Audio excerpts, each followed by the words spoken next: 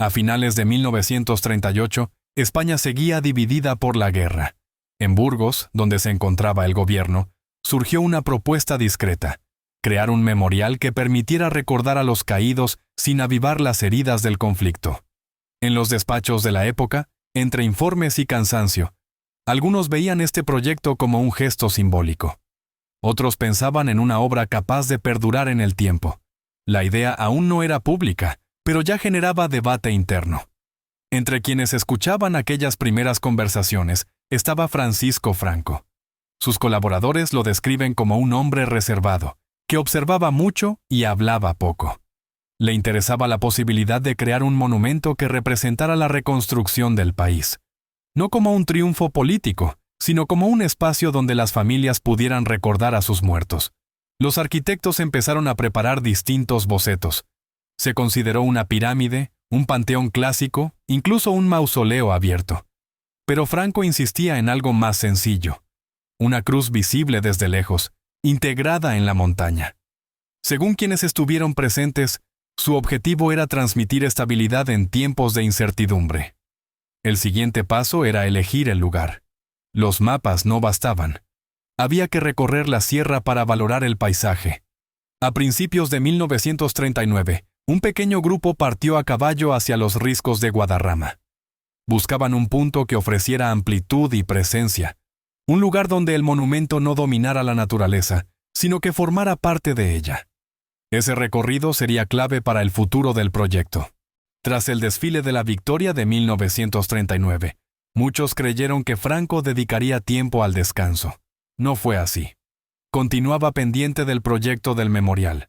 Para él, la ubicación era fundamental. Sin previo aviso, pidió un caballo y se dirigió a la sierra acompañado solo por 2 escoltas. Era una ruta difícil, sin ceremonias, pero necesaria. No quería elegir el lugar desde un despacho, quería verlo personalmente. Durante 3 días recorrieron valles y montes. Hablaron con pastores, observaron cómo cambiaba el viento entre un valle y otro, cómo se movía la sombra sobre las rocas. Según los testigos, buscaba un punto que impusiera respeto, un espacio natural capaz de darle sentido al monumento. El 4.º día encontraron el risco de la Nava. Era una superficie rocosa, dura y abierta, con una panorámica amplia sobre el valle. Franco desmontó y observó el lugar durante un largo rato. Para quienes estaban con él, aquel gesto significó más que una simple evaluación técnica. Entendieron que había encontrado el sitio adecuado. La decisión quedó marcada allí mismo. El paisaje del risco de la Nava ofrecía altura, visibilidad y un entorno donde el monumento podía integrarse sin perder presencia. En pantalla, risco de la Nava actual. Elegido el lugar, comenzaría una etapa completamente diferente: la obra. Un desafío técnico, humano y económico para un país aún devastado por la guerra. En 1940 comenzaron los primeros trabajos en el risco elegido. España seguía devastada tras la guerra. Faltaba maquinaria moderna, había pocos materiales y casi no existía mano de obra especializada. Aún así, el proyecto avanzó porque el gobierno consideraba que el país necesitaba símbolos de reconstrucción. Para reunir trabajadores se recurrió a varias vías. Llegaron obreros de pueblos cercanos, atraídos por la estabilidad laboral. También se incorporaron presos que podían reducir pena mediante su trabajo. Este sistema ya se utilizaba en otras obras públicas de la época. Muchos preferían trabajar al aire libre antes que permanecer encerrados. Con el tiempo se formó una pequeña comunidad en el valle. Se instalaron barracones, una escuela para los hijos de los trabajadores, un dispensario y pequeños espacios de convivencia. A pesar de las dificultades, surgió un ambiente donde convivían historias muy distintas. Antiguos combatientes de ambos bandos, jóvenes sin formación, obreros con experiencia y hombres que intentaban rehacer sus vidas. La montaña, sin embargo, hacía el trabajo muy peligroso. La roca era dura y cualquier error podía provocar derrumbes. Hubo accidentes graves que recordaban la dureza del proyecto. Las familias vivían con preocupación constante. En pantalla, túneles, explosiones controladas, maquinaria rudimentaria. Franco visitaba la obra con frecuencia. no para dar discursos, sino para revisar los avances y hablar con técnicos y trabajadores. Según varios testimonios, las visitas eran discretas y buscaban asegurar que el proyecto progresara según lo previsto. Pero la etapa más difícil aún estaba por llegar. El trabajo bajo tierra seguía aumentando y los riesgos también. En 1953 ocurriría un accidente que marcaría un antes y un después en la historia del monumento. El 23 de mayo de 1953 empezó como un día normal. Había polvo en suspensión, ruido continuo de herramientas y grupos de obreros trabajando en distintas galerías. En la galería número 7, un equipo avanzaba con cuidado, midiendo cada golpe en la roca. En pantalla, túneles estrechos, iluminación tenue. Ese día, algunos trabajadores comentaron que el aire parecía más pesado, aunque otros no notaron nada extraño. De repente, una bolsa de gas acumulada en la roca explotó con gran fuerza. El sonido retumbó por todo el valle. Las galerías se llenaron de polvo, dificultando el rescate. Varios hombres quedaron atrapados. Fue uno de los momentos más duros de la obra. Cuando la noticia llegó a Madrid, Franco decidió viajar de inmediato al valle. Quería comprender personalmente lo ocurrido. Al llegar, visitó a los heridos y a las familias. Las escenas eran muy difíciles: fatiga, silencio y preocupación. Tras revisar la situación, ordenó reforzar medidas de seguridad, mejorar salarios y apoyar a las familias afectadas. Estas decisiones se recordarían durante años entre quienes trabajaban allí. Lo sorprendente para muchos fue que, al día siguiente, los trabajos continuaron. No por indiferencia, sino porque los propios obreros insistieron. Para ellos, abandonar la obra significaba renunciar a la rutina que les daba estabilidad. En pantalla, obreros regresando a sus puestos. El accidente marcó profundamente a la comunidad. A partir de entonces, los controles se hicieron más estrictos y la gestión técnica se volvió más rigurosa. Era el preludio de la fase más ambiciosa del proyecto, la construcción de la cruz. A comienzos de los años 50, la montaña ya había sido excavada y los túneles avanzaban. Pero faltaba el elemento que definiría la identidad del monumento: la cruz.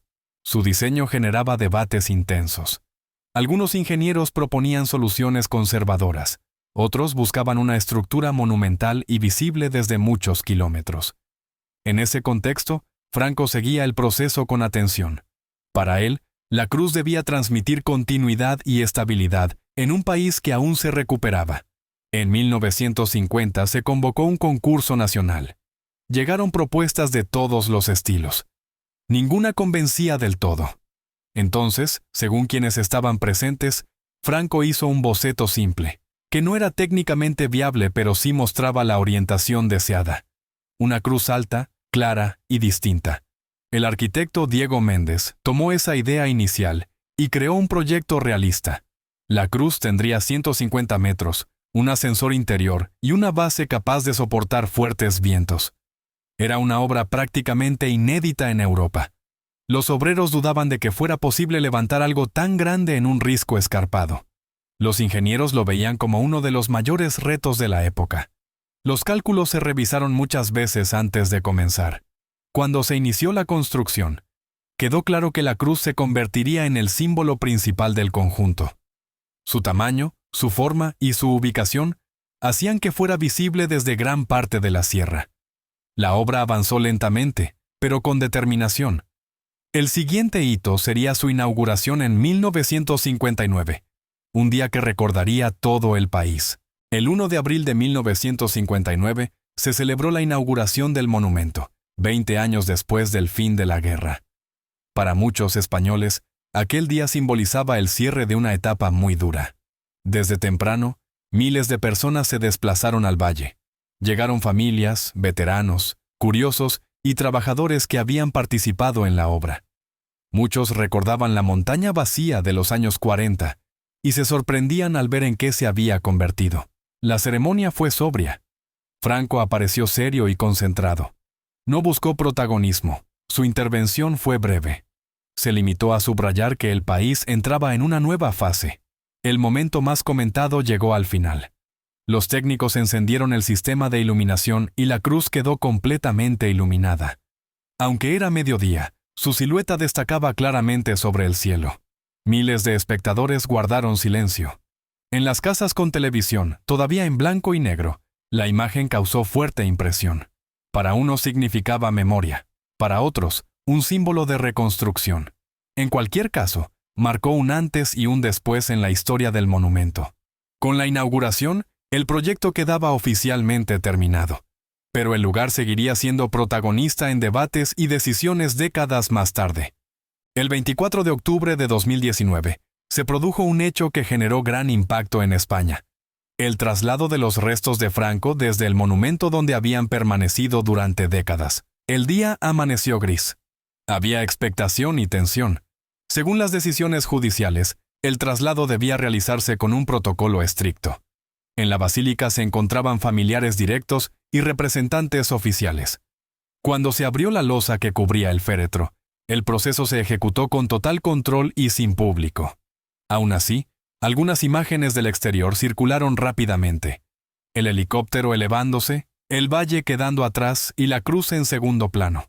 La reacción en el país fue inmediata. Para unos era un acto necesario, para otros, una decisión que reabría viejas heridas. Las discusiones se multiplicaron en televisión, prensa y redes sociales. Mientras tanto, el monumento quedó igual que siempre. Sin ruidos, sin discursos, sin ceremonias. Solo la piedra, el bosque y el silencio de la sierra. Muchos visitantes comentan que, al verlo, no piensan en política sino en la compleja historia de España. Hoy, el lugar sigue generando debate, pero también invita a la reflexión.